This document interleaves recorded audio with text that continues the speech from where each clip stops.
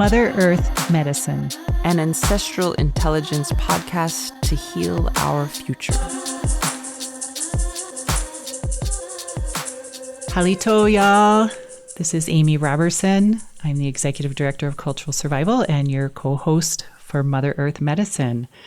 I am very, very happy today to be joined by two guests, my wonderful colleagues, Avexnim Cojtí, who is from the Mayaquiche people in Chuila in Guatemala and serves as our Director of Programs at Cultural Survival.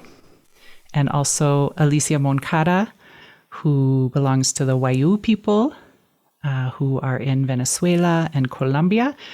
And Alicia serves as our Director of Advocacy and Communications. So first of all, welcome. I'm so happy you're joining me today, and I'm really excited about this conversation. Thank you, Aimee.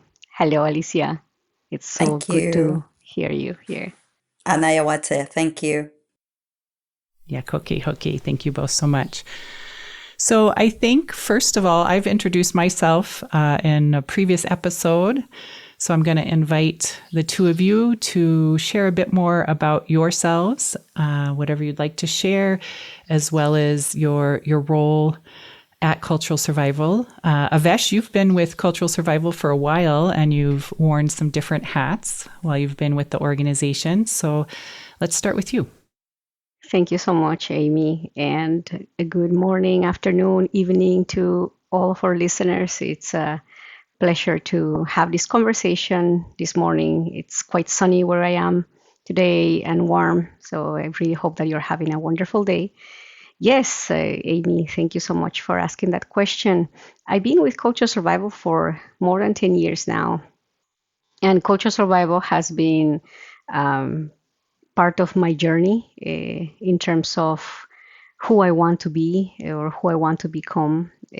And Cultural Survival has been a really great platform to serve Indigenous communities at the base, at the community level. So at that time, that was in 2015, I was wanting to come back to Guatemala. After many years of being in Canada, I think I had come before for a few years, but this time I was more determined to come back to Guatemala. And when I was a student, I used to do community radio work at Vancouver Co-op in Vancouver, British Columbia, Canada.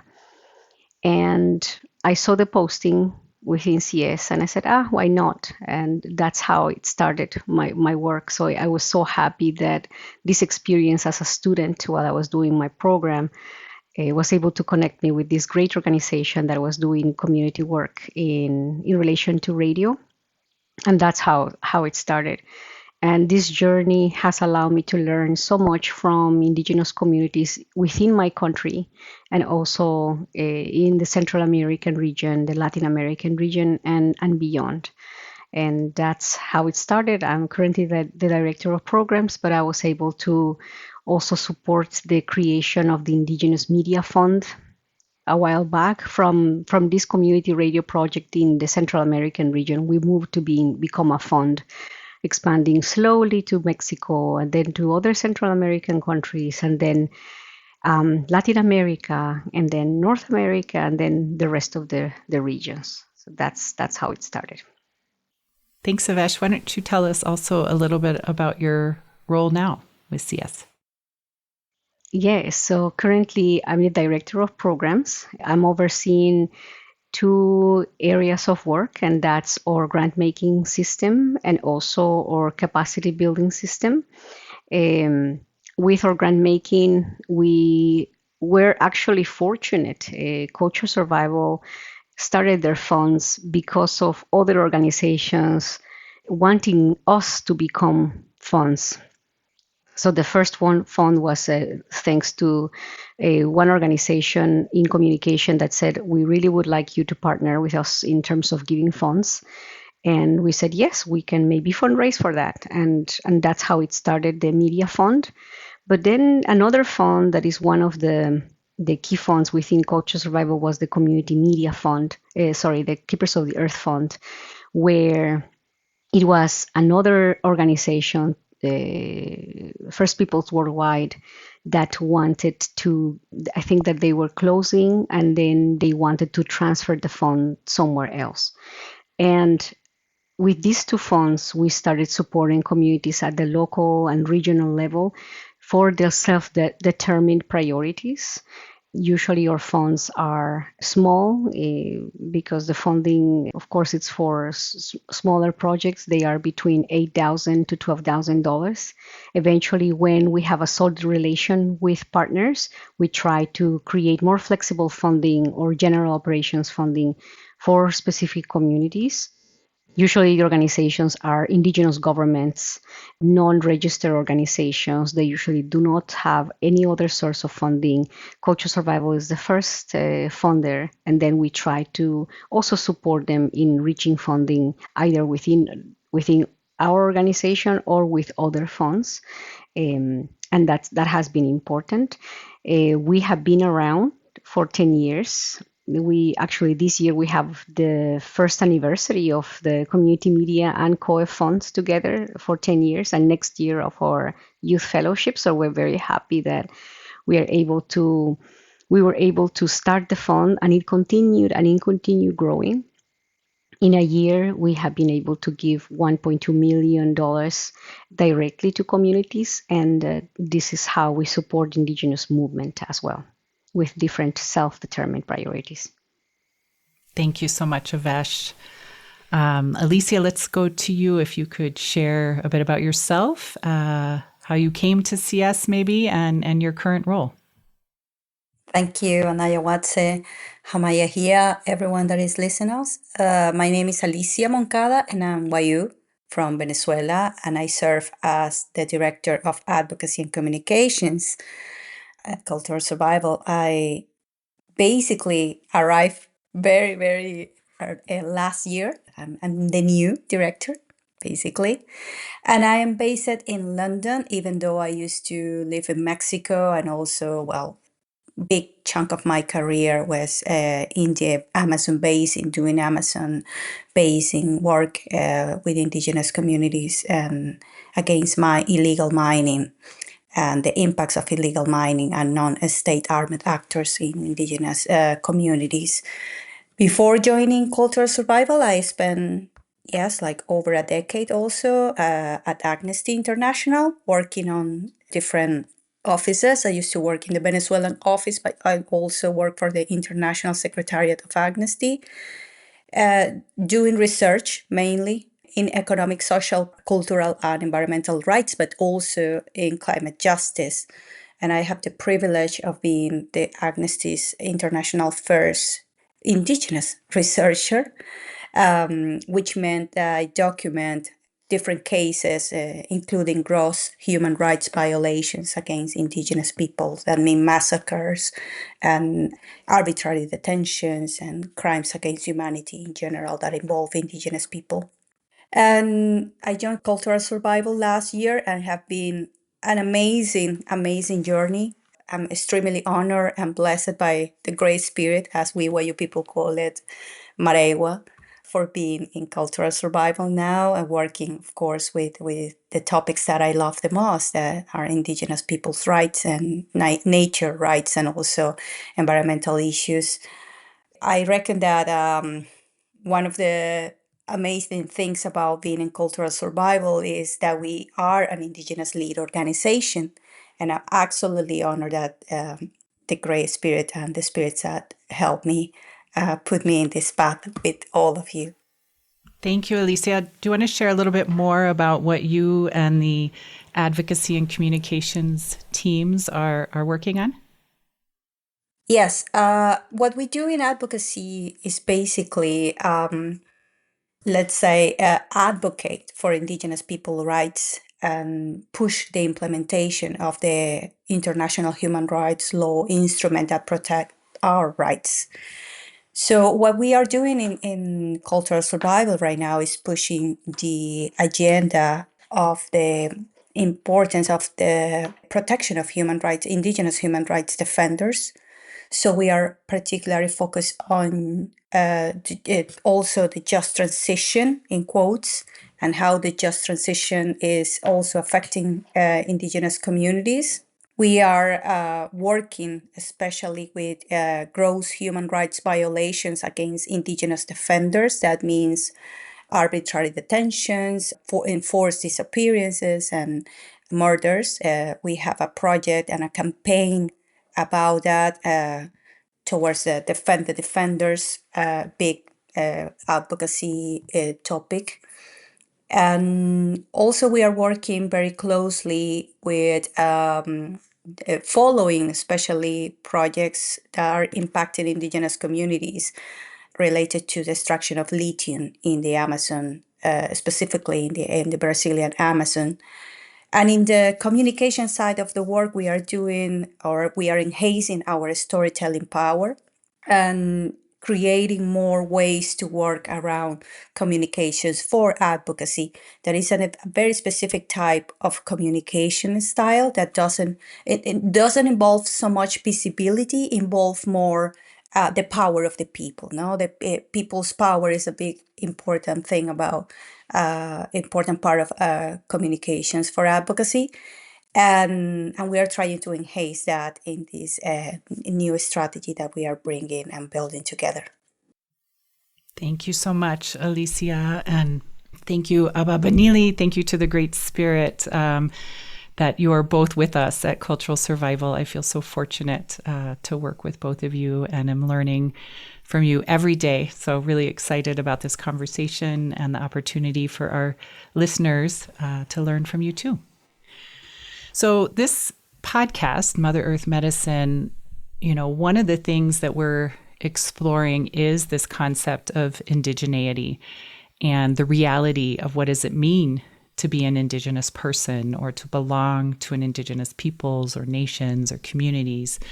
And what's interesting about that is that there is not a commonly agreed upon definition of Indigenous. What does that mean? How do we define that?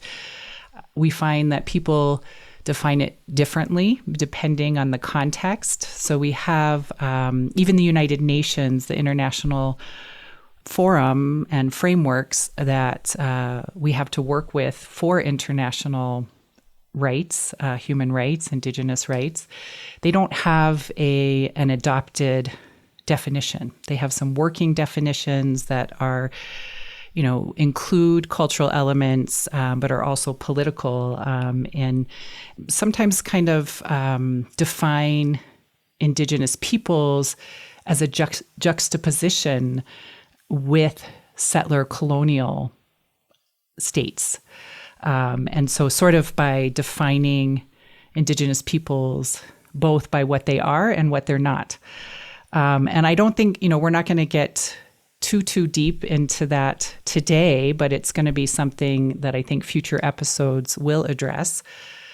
But I think it's really important because I do think that the world has a lot to learn from Indigenous peoples. That's the whole premise behind this podcast, that we have our cultures, our peoples tap into a form of ancestral intelligence, traditional Indigenous knowledge that has been carried forward through the generations from our ancestors to our elders and is now being passed down to current generations and to the youth, and is what keeps our communities going, what keeps our cultures going.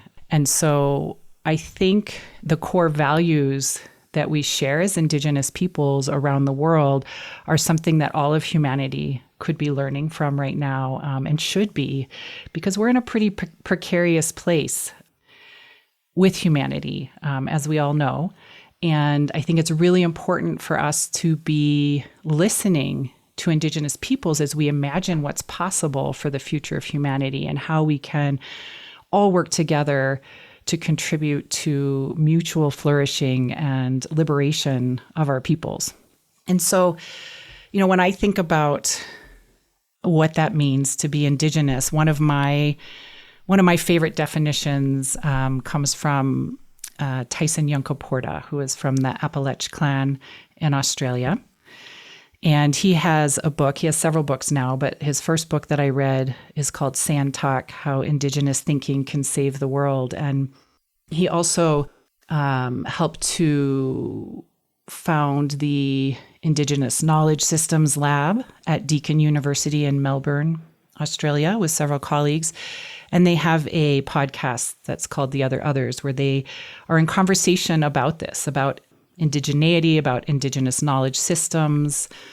And that's definitely been an inspiration to me to want to carry on this conversation through this podcast as well.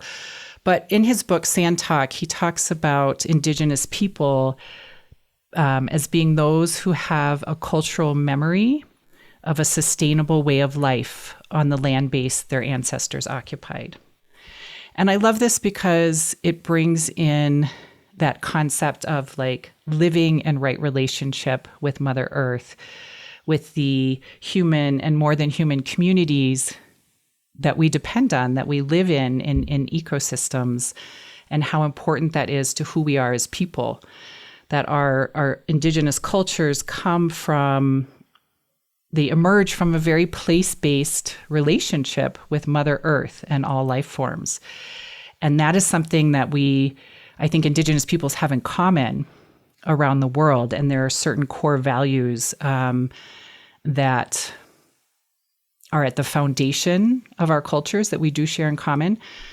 But also, really importantly, all of our peoples are different. And so, there's people who see that word Indigenous, who we might, by our own definitions, see as Indigenous, who reject that label, who don't like to be called Indigenous because they feel that it erases the diversity of who we are as peoples. And so I respect that point of view as well. I think it's both important to recognize the things we have in common, but maybe even more important to think about the diversity across Indigenous peoples and the importance of that, and how it comes from that very place-based relationship with the land, with the waters, with all beings that we share our homelands and our territories with. And so for me, like thinking broadly, those are the things I think about when I think about what it means to be Indigenous. And then there's also the rights side of things, the political side of things, of the right to self-determination, the inherent sovereignty that our peoples have, and how that plays out at various levels of politics, whether local, national, regional, or even global. So we'll be getting back to that, I'm sure, in future episodes. But I also wanted to just talk a little bit about what it means to belong to the people we belong to. And so I guess I'll start briefly and just, to me, to be from the Chahta and Chikashsha peoples, I officially, in the U.S., we can only be enrolled with one people. We have an official enrollment system that was more or less imposed on us by the U.S. government. And there's a whole lot we could dig into there. We don't have time for it today. So I am enrolled with Chahta Nation of Oklahoma, and I also descend from the Chikashsha people. Our peoples are considered sister peoples or sister tribes. Our languages are about 85% cognates, and so we understand each other through our languages, and we both descend from what's now the peoples that are now known as the Mississippian Mound Builders, who lived throughout the Mississippi River Valley, and for us in particular in the southern portion of that and what's now known as the southeastern U.S. And so for me to be a Chahta and Chikashsha woman means to belong to peoples who have a very, very long cultural memory that has been carried forward through our stories and our language. And one of the examples I'd love to share is about Ishtaholo, which is our word for mammoths. And so our language goes back that far to when there were mammoths on the North American continent, and we were in relationship with them. And that word, that name, Ishtaholo, means to make holy. To make holy. And it was about observing the mammoths and how they would maintain the grasslands, the prairies, and the Black Belt Prairie, which is almost extinct now, but was once maintained by these enormous animals that would knock down the young trees, allowing for the prairies to regenerate. And so we saw that as a holy act and called them Ishtaholo. And so that cultural memory comes from probably hundreds, if not thousands, obviously thousands of years ago when mammoths cohabitated with our ancestors. And yet we carry it forward. It comes from a time even before we probably considered ourselves Chahta or Chikashsha peoples from our ancestors. And so we've carried that forward through time. And so having that very long-term connection to our traditional homelands is an important part of who we are. Of course, when the Europeans came in initially to our homelands in the 1500s, specifically the Spanish, that set off a very long chain of events where we had interactions with the Spanish, with the French, with the English. And again, we don't have time to get into all of that today. But through all of that, through that disruption of new peoples coming to our homelands and the things that happened, the things that led to the establishment of the United States, we maintained our inherent sovereignty, and we have treaties. We had treaties with all of those European nations even before we had treaties with the U.S. And so we have a long history of diplomacy across Indigenous peoples, across Native nations, but also with these Europeans that came in to Turtle Island. Ultimately, in the 1830s, we were removed from our homelands when President Andrew Jackson signed the Indian Removal Act of 1830. And my own family was amongst those first removed. And so we were forced to walk, I think it's something like estimated to be like 550 miles to what's now known as Indian Territory. Or what was known then as Indian Territory is now known as Oklahoma, which is a Choctaw word for red people. Despite being removed from our traditional homelands and having essentially a new home where we've been for 7 generations, we have hung on to, sometimes by a thread, our language, our culture, our customs, our identity as a people. We have a new governance system that we had to recreate and was partially imposed by the U.S. government. But we do have sovereignty as a tribal nation within the United States. And so we continue to invest, to care for each other as having that tribal identity, as having community and culture that we care for. For me, that means learning my language. I didn't grow up with it, and making sure I'm staying connected and giving back to my community, that I'm contributing. So one of the things, I just want to share one more thing, another Choctaw term, I'ikowa, that I think really represents some of the things that are really important to me and other Choctaw people. I'ikowa literally translates to broken foot. And what it refers to is this practice that we have had for, time immemorial, where if someone is injured or falls ill or for whatever reason cannot continue to care for themselves or take care of their responsibilities to their family or their community, that we all step in, that we all come together and ensure that that person is cared for, that their responsibilities are cared for, and hopefully we can support them through that process of healing.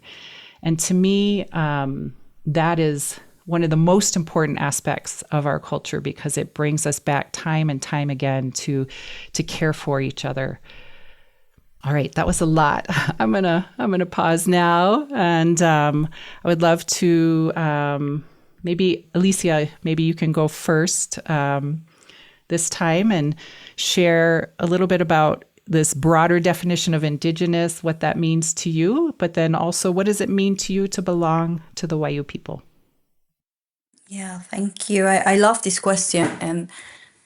And there are many definitions, as you mentioned, of what is to be an Indigenous person. And I reckon that all of them capture something real There's a political definition, as you mentioned, Indigenous peoples as distinct nations with rights to self-determination, land and governance, no? And there's the legal definition recognized by the instruments that we conquest, like the UN Declaration on Rights of Indigenous Peoples, the ILO Convention 169. There's a cultural definition also that we are people with distinct languages, knowledge systems, cosmovisions, cosmologies. And there's also the geographic or environmental definition, no, that we are peoples whose identities are inseparable from a specific territory and a specific ecosystem, or even a specific way of relating to the land and non-human relatives, no? So I reckon that all of them have something that is real, no, that embodies or what is to be an indigenous person. But I also believe that we are all indigenous in some levels, no, and all of us have indigenous roots somewhere, you know, regardless of your origins. Like every human being descends from people who, in some point, have a very deep connection with a place, who had a very deep connection with nature, who had different names for different plants, and every season had a name for them in their language, or every wind, every sun, every snow had a name, no, for them. And they were impacted in some point of of our human history by colonialism, or what we can call colonialism right now, and that of course caused displacement and the erasure, no, of the memory that they had. So I reckon that when we talk about indigenous people now, of course we're talking about those who manage to hold on, I reckon, to that knowledge, to that cosmovision, to that relationship with the earth and the non-human relatives, no? And that is not a small thing. I think it's an extraordinary act of collective survival, something like that.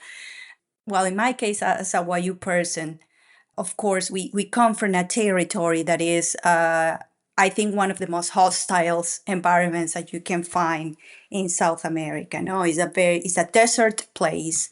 We have been suffering since I can remember, and many people can remember, of a lot of like environmental struggles. No, it's a very hostile in some ways, Mother Nature.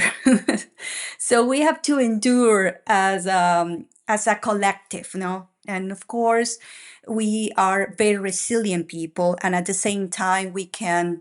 I will say that we are very stoic in some ways because we learn how to endure and live with obstacles and difficulties and embrace them even with love sometimes. We are matrilineal, and I reckon that that shapes everything that we do and how we understand identity. Because I'm Wayuu, because my mother is Wayuu, the clan belonging comes from your mother. So I'm Uriana clan, for instance, the tiger clan. And that is because of my mother. My mother gave me that blood, that maternal belonging. So that means that we are very resilient, as I mentioned. We are very stoic, but very focused on the power of women. Like I come from a people that respect the, let's say, the figure of the mother and the figure of the strong mother. So of course is a very different way to understand life from other indigenous cultures that are more patriarchal or more focused on the figure of the male. In my case, and in the Wayuu case, the putti, the word, even though can be bear by the man, comes from the woman. Like we are the ones that carry the word, the putti, and we are the ones who even participate in the most difficult aspects of life. No, we are the ones who have to take difficult decisions most of the time, be with the death, exchange knowledge with the spiritual world, go to the spiritual world for answers. So yeah, it's a It's a very particular way to understand life and understand even the spiritual world. But I believe that for us, Wayuu, it's all built upon this idea that we have to persevere, endure, and resist and persist. Wow, thank you so much, Alicia. Really appreciate your response and would love to hear also from Avesh. What does it mean to you to be Indigenous and more specifically to belong to the Maya Quiche peoples? It was so nice to hear what you think it means Indigenous for you, Aimee and Alicia. For me, I also reaffirm the right that Indigenous people have fought for at the United Nations to have this definition of societies, communities, nations that were before these political frontiers were created, and that these communities continue to have a relation to the land in their original territories. And the fact that communities leave their territory because of displacements doesn't make them stop having the identity or the right of being Indigenous. Now, when it comes to my definition of Indigenous, broadly speaking, I would say that it's that relation, to have the right type of relation around us. And that right relation means the relation with the land, the relation with people, the relation with more than human beings, with the spiritual world, with the cosmos, with the stars. So it's to have the right type of relation. And the right type of relation comes from original instructions or the principles or the stories that each of the peoples have created for their descendants, and that's the type of right relation. So for example, in the Maya sacred books, we talk about the useful existence. That means an existence based on service, or the existence based on helping, is the right type of existence. So that comes from my sacred book, which is Popol Vuh. And so this is in relation to being Indigenous in general. To be Maya, for me, based on what I've seen in other Maya communities, it's also a very strong relation to corn, because that's our the sacred staple, but also the staple that, or the plant, the sacred plant that has given us our identity, our subsistence, to sustain ourselves in our territory, but also it's what creates our identity. So that's a strong relation to corn, and also a strong relation to the cosmos, and especially to the moon and the sun. Like we have our Popol Vuh, which is the creation story where we honor the moon and the sun. And how are we in the right relation with the moon and the sun? It's to follow the instructions of our calendars. The calendars that we have as Maya people are sacred, are scientific, in the sense that it really gives us a pathway of how to live on Earth for subsistence and for spiritual subsistence, for physical subsistence and for spiritual subsistence. So that's for me to be Maya. Now, to be Maya Quiche from Chuila, from my community, it's another set of like other layers. I think that we all have layers of identity, you know.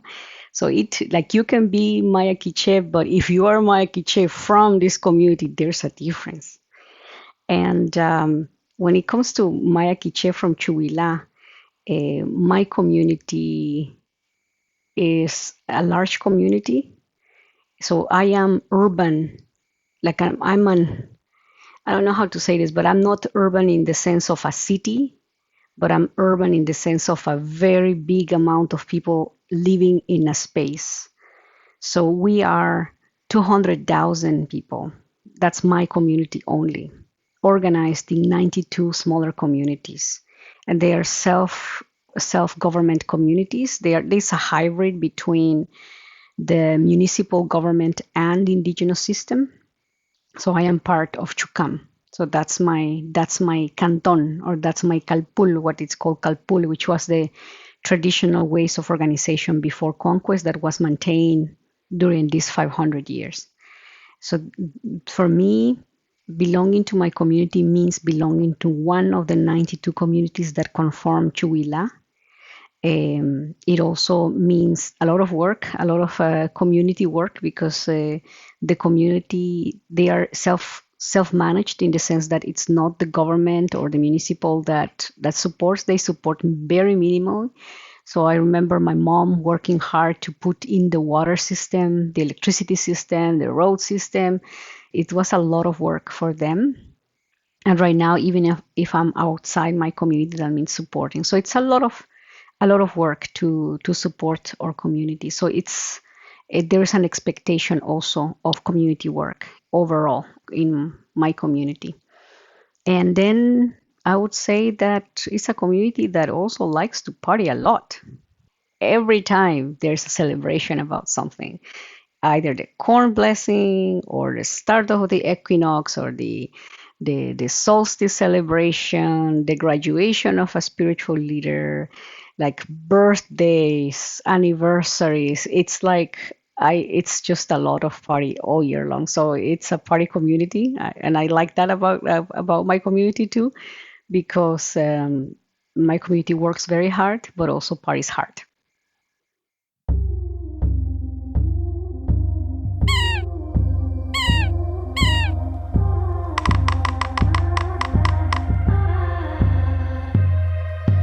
You're listening to Mother Earth Medicine, an ancestral intelligence podcast to heal our future.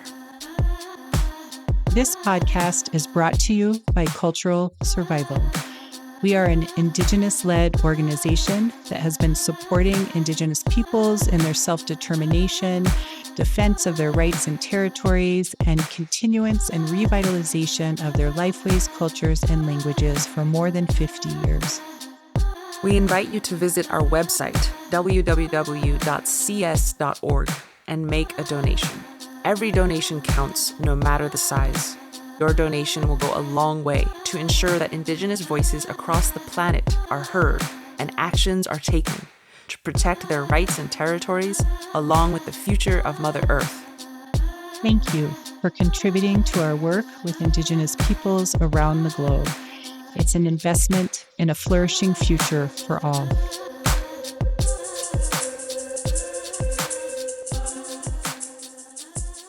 Thank you so much, Avesh, for sharing so many beautiful reflections there from both of you. And I hope someday we'll need to have an episode about corn and how it connects our peoples. That would be amazing. And there's so many other topics here that I think we could spend many hours talking about. So I'm already thinking of future conversations. But one thing that really strikes me about what the two of you have shared, and also some of the conversations we've been having at Cultural Survival, we're in the middle of a strategic framework refresh. We're not making major changes to the work that we do. In some ways, but we're looking at how to refresh that strategy, to refine it, to be more impactful, so that our work in solidarity with and support of Indigenous communities around the world can be more impactful. And so we're constantly, asking our community partners, and assessing what their needs are. But we've also been having this conversation, in particular, the three of us, talking about balance and how we work with and support communities. And I think we also see these things in our own communities. And that's the balance between kind of the nurture and revitalization of aspects of our community, but also the need to defend, the defense of our peoples, our culture, our autonomy, and our territories. And so there's this balance between nurture and defense that we've been talking a lot about in terms of our support for communities. But I think we could also maybe share a little about what that looks like in our own communities to give it some more grounded context. And it made me think, one of the things you said, Alicia, talking about clans and being matrilineal, our people were also traditionally matrilineal and had a clan system. And we also had, and that's largely been disrupted for us. It's not something that we've been able to really carry forward, although there are efforts now to learn more about it. And so I'm following those closely. But one of the things we know is that our clans, we had red clans and we had white clans. And the leaders of those clans would trade off leadership, would trade off power depending on whether we were in times of conflict or in times of peace. And so our red clans were our warriors. And I have descendancy from both. I think of myself as a peaceful warrior, right? Of someone who has that capacity to be a warrior, but I'm always working ultimately for peace, right? And so the red clans were the warrior clans and would lead in times of conflict. And then the white clans were the peaceful clans that would lead at other times. And so we, in our traditional systems, inherently had that balance and recognized that we sometimes needed one or the other to be in power, to be in leadership of our communities. So I thought that was pretty interesting, bringing the clans into it. It was making me think about this. But I would love to hear from each of you. And maybe this time we'll start with Avesh in thinking about that balance of like nurture and defense, or however you want to name those things. What does that look like for you in your community? Thank you, Aimee. I think if we look at our surroundings and nature, that's where we see these two types of approaches, or I don't know if we call it behaviors, that usually animals are just minding their own business, they're like getting their food, having fun, but then when it comes to threats, they defend themselves. They like animals are not going to attack just because. It's because there is a need for it, and they have that strength. And also they have the strength of caring for their offspring, of working to provide their food. And so that's like one example that we can see within the land. Also, we see this example with our hot and cold feelings in the world, where we need the night to rest and we need the sun to work and to be alive and energetic. The hot and cold, or the darkness and light, it's a balance. And I think that as an organization, that's where we have that vision of how do we reach that balance between defending for the communities and nurturing communities, and be that helping hand that support these communities that are in bad situations, in risky situations, in threatening situations. And also, how do we help communities that are also doing a great job in revitalizing their languages and creating their food systems, or revitalizing food systems. So it's all part of our current identity. Unfortunately, because of the the wanting of corporations and governments to appropriate natural resources, and Indigenous communities are the ones protecting those resources, definitely Indigenous communities will have more threats at this moment, and that's why it's important to have more defense than normally, than regularly or historically. And because Indigenous peoples were the original peoples of different territories, it's natural that for many of them, they would choose the areas that have the water systems that have the forests, that have the access to fishing grounds or fishing spaces. So it's naturally that indigenous peoples, because they were the first peoples of that territory, that they would occupy areas where there is rich natural resources. And that's why there is a relationship between that and also the type of threats that indigenous peoples have. So I guess that's the to me, our vision is about reaching that balance. Both are necessary. There is contexts that are happening at the moment that require us to take this duality within our work, and it's beautiful because there's just so much love from our colleagues to do both the defense and both the nurturing work for our communities. Thank you, Avesh. That was really well said. And Alicia, I'm wondering if you would like to add anything, either in the broader context of our work or any examples from your own community that you'd like to share about this kind of balance. Yeah, in my case and in the Wayuu case, we are warrior people. Like we are people that never been conquered by the Spaniards. So we put a lot of resistance, and we are very good doing the defense work. It's part of our DNA, cultural DNA, so to speak. So for us, the balance comes with the fact that in the hardship we are extremely we go to the solidarity. Like we tend to gather together and be together, confronting the problems and confronting confronting the fights. No, so I reckon that's basically how our people balance the nurturing and the more fighting part of the culture.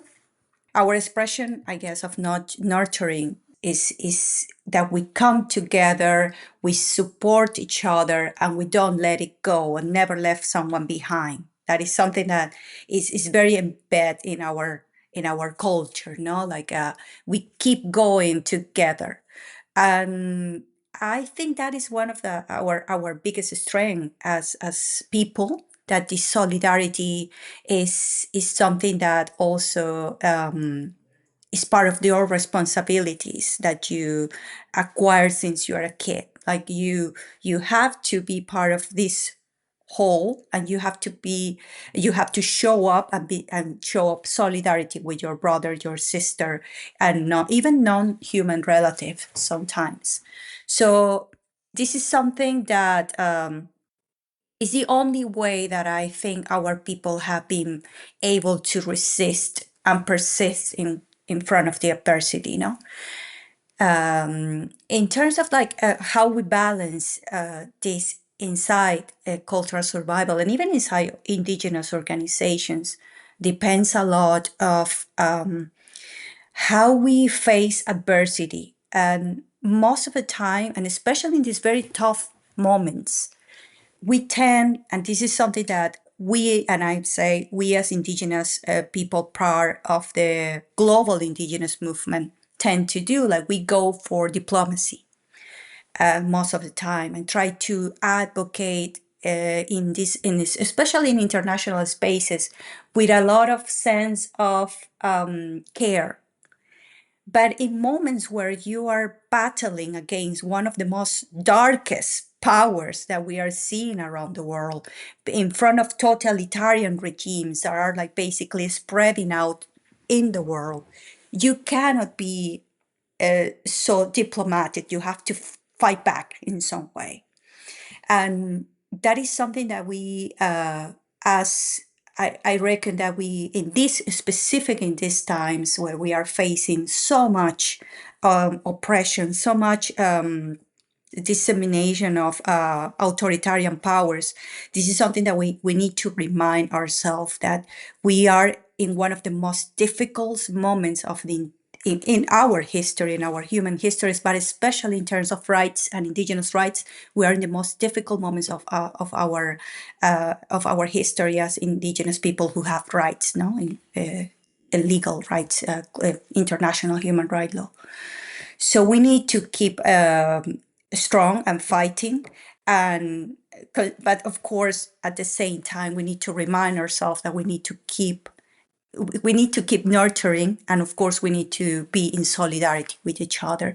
I think that is something that we are trying to figure out, how to also face and fight back these darkest powers that are trying to take, not only dismantle the rights of the human rights, are basically destroying and predating the earth in a way that other times have never seen. Like, we are in an emergency. We are in the most difficult moments for our mother earth and non-human relatives. So this is a moment where we basically, as you mentioned, the red clans have to work a little bit more to fight back these darkest powers, but not forgetting that we have also a nurturing part that we need to keep.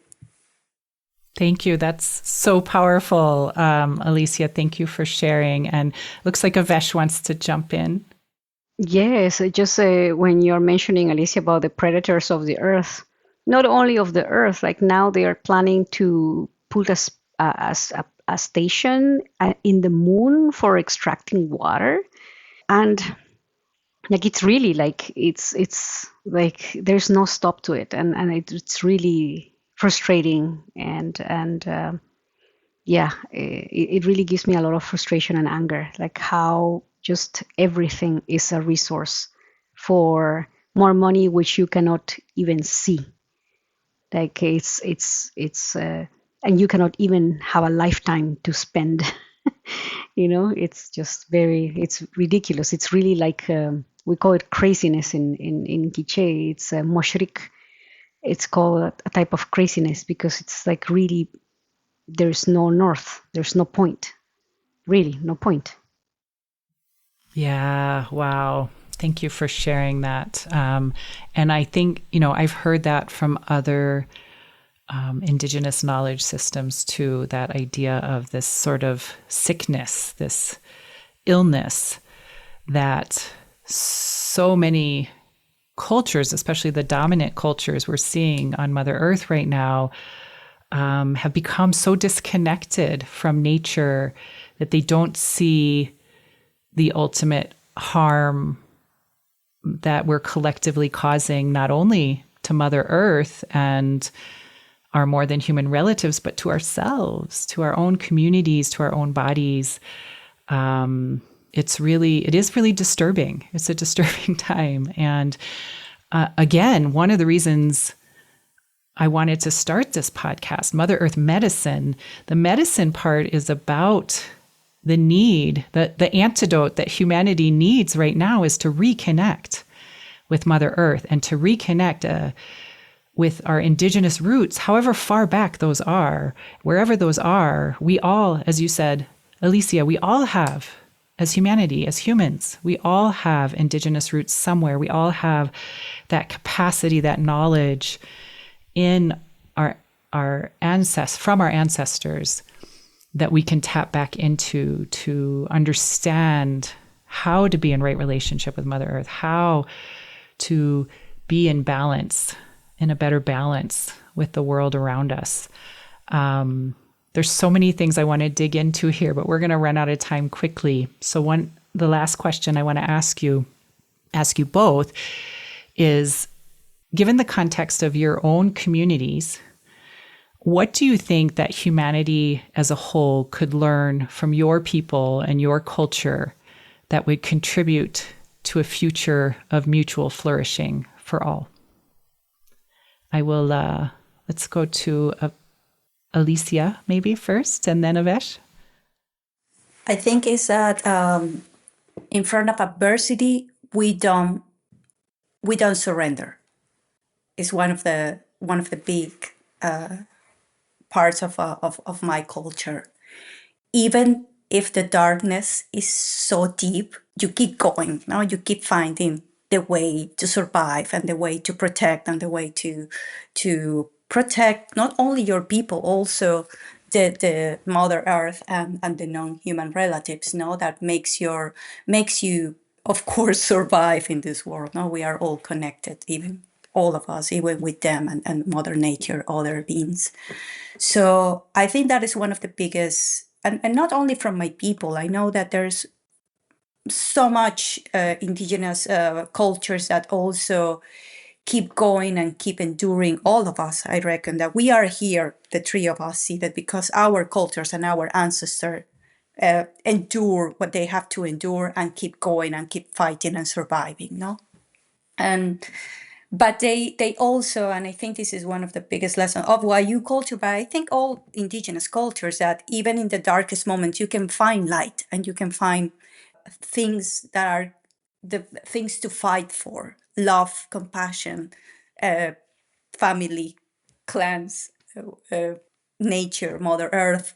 They're always light, no, in the world, and we should not be held back by darkness or into this wheel of desperation and misery. That we have to go out from there and keep fighting for the greatest good. I think that's one of the biggest lessons that I have from my culture, but I also have seen that that is part of our common knowledge as Indigenous peoples of the world. Yes, thank you so much, Alicia. Avesh, would you like to add something? I think from my own community, I would say that a key component, or two key components, is organization. That organization is very important, because one person or one group of persons cannot defend if they don't have the support of the whole community. And that whole community has to be aware and organized about a certain thing. It can be for something to protect or something to nurture. Either way, there has to be self-organization. But that self-organization will not be at its highest potential if we don't use our indigenous values, cosmovisions, spiritualities, or knowledge keepers that inform the way. So those two, I would say that those are the two things from experience from my community that can help humanity. And it doesn't matter, you don't have to be an indigenous spirituality follower. It can be within any religion. It can, as long as there is a spiritual connection to that, to something that is beyond you or outside you, because if you are a believer of God, or even if not, if you just call the energy of the earth, even if it's that, if it's more than you, like your own intellect, then your self-organization is going to be at the highest level, or with its highest potential.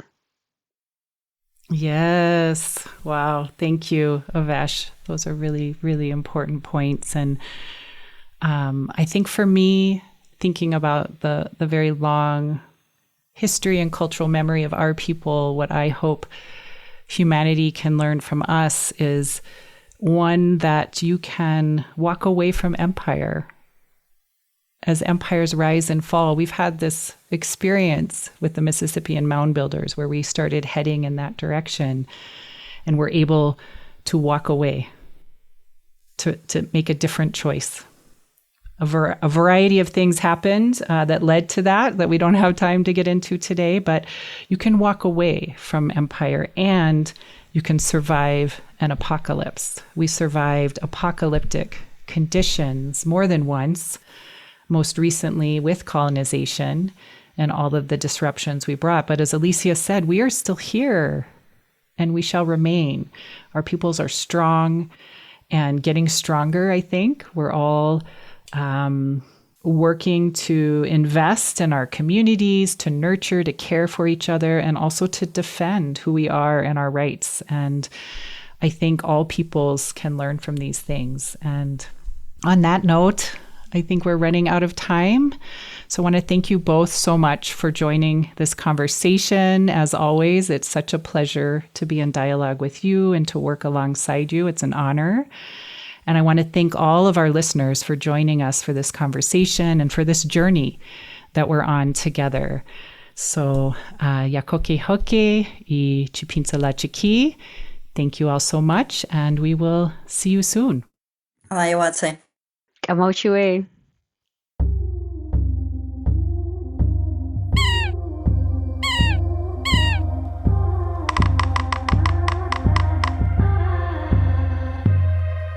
Mother Earth Medicine is a podcast brought to you by Cultural Survival. Stream us on your favorite podcast platform and follow us on Instagram and Facebook under Cultural Survival, and also on Instagram under Mother Earth Medicine Podcast. We would like to thank the Cornell Ornithology Lab for allowing us to use recordings of the yellow-bellied sapsucker from their collection. This bird is known to the Chahta people as Biskinik, the little Choctaw newsbird. If you like our content, please share it with others. It's very important that the wisdom of Indigenous nations reaches as many communities as possible. And please consider joining us in solidarity by making a donation to Cultural Survival at cs.org/donate.